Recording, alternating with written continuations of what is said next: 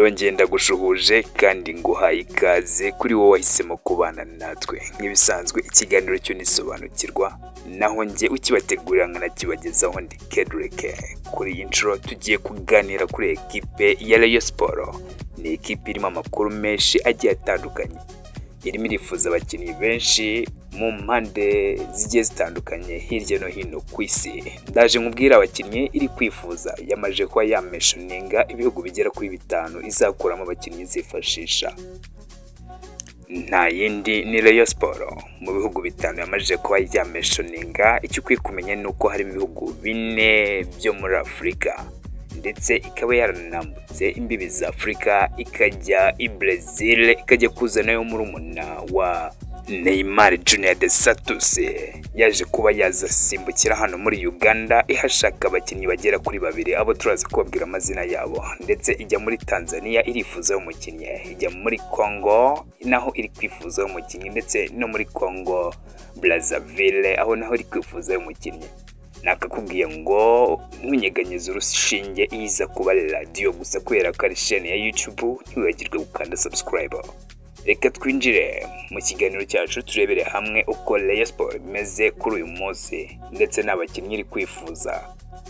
Nyuma yo gutandukana n'umugande Charles Bale, Rayon Sport yakomeje gushaka amakuru ndetse ishaka n'abakinnyi bashobora kuyifasha kuba yatwara iki gikombe.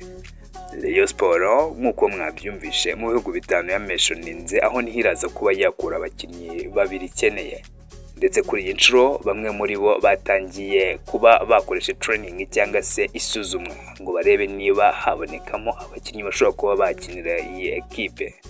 Mbere yuko twinjirayo neza, reka mbanze nkubwira abandi bakinnyi bakenewe kandi bari mu biganiro n'iyi ekipe ya Rayon Sport.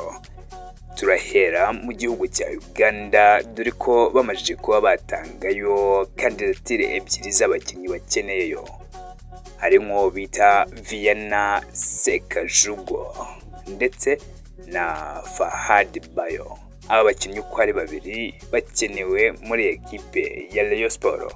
Gusa aba bombi ntago bazifashishwa, ahubwo hazavamo umukinnyi umwe aba ari we ukiniriye ekipe, mu gihe undi byaba binaniranye twasigara nayo umwe muri aba.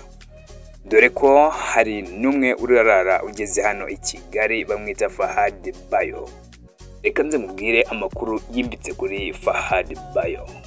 Nujye kure wibuke gukanda subscribe niba ari ubwa mbere ugeze hano, kandi byambabaza ubanyumvishe kenshi utarakanda subscribe.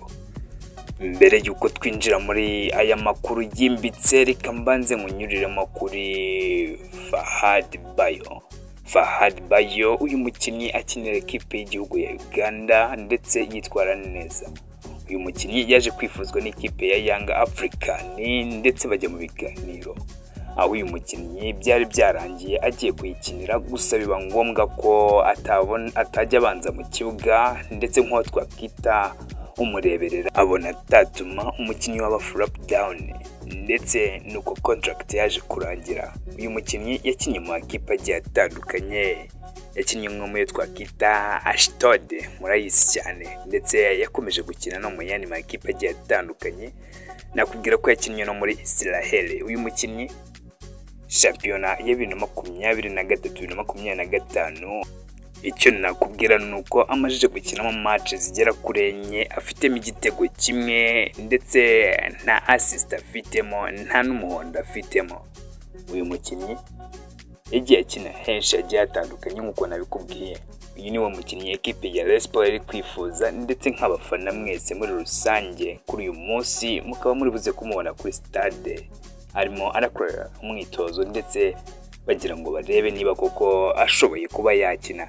Ese hazazamo Viana Sekajugo cyangwa hazakinamo Fahad Bayo? Ngayo nguko dutegereje kumenya ikiraza kuva muri training cyangwa se ikiraza kuva mu ihatana hagati y'abakinnyi 5 kugira ngo habonekemo abakinnyi 2. Ndagushimiye wowe abanye nanjye, niba ubwa mbere ugeze hano kandi subscribe, kandi niba hari aho ubona bitagenze neza wandika igitekerezo kugira ngo tumenye uko tubikosora. Ndabakunda cyane, njye na Kedrike.